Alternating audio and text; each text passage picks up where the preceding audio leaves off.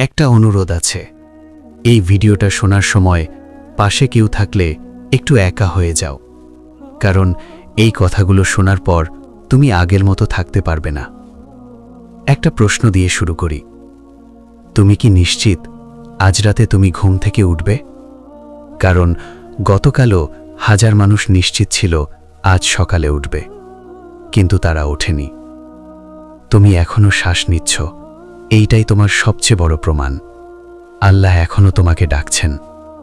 কিন্তু জানো ভয়ঙ্কর ব্যাপার কি? মানুষ ডাক পায় কিন্তু ভাবে পরে। এই গল্পটা শোনো।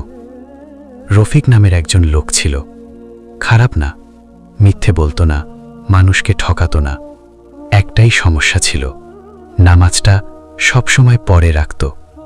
আজান শুনে বলতো এশায় পড়ব, এশায় বলতো কাল ফজর থেকে শুরু করব। একদিন মাগরিবের আজান হচ্ছিল, হাইয়া আলা সালাহ ডাকটা তার কানে ঢুকেছিল, হৃদয়েও লেগেছিল। মনে মনে সে বলেছিল এইবার উঠি, কিন্তু শরীর উঠেনি। নফস বলেছিল একটু পরে। এই একটু পরে আর কখনো আসেনি।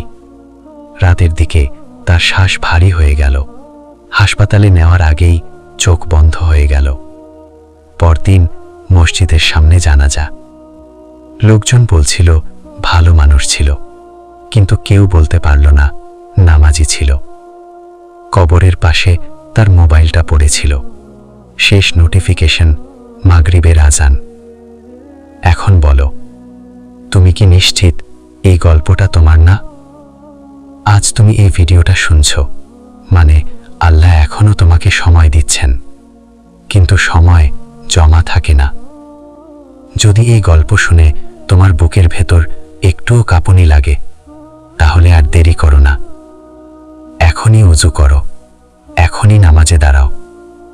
কাল বলো না, পরে বলো না। আর একটা কাজ করো, এই ভিডিওটা শুধু নিজের কাছে রেখো না, শেয়ার করো। হয়তো তোমার এই শেয়ার কারো আজ রাতের নামাজের কারণ হবে।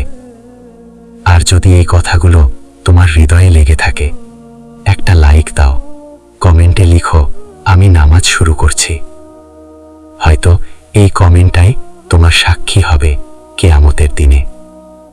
এখন সিদ্ধান্ত তোমার, ভিডিও বন্ধ করবে নাকি সিজদায় যাবে। ভিডিওটা যদি শেষ করে থাকো, এখন আর কথা না। একটা প্রশ্ন নিজেকে করো, আজ যদি আল্লাহ তোমাকে ডাকেন, তুমি কি বলতে পারবে আমি নামাজ পড়তাম? যদি তোমার মনে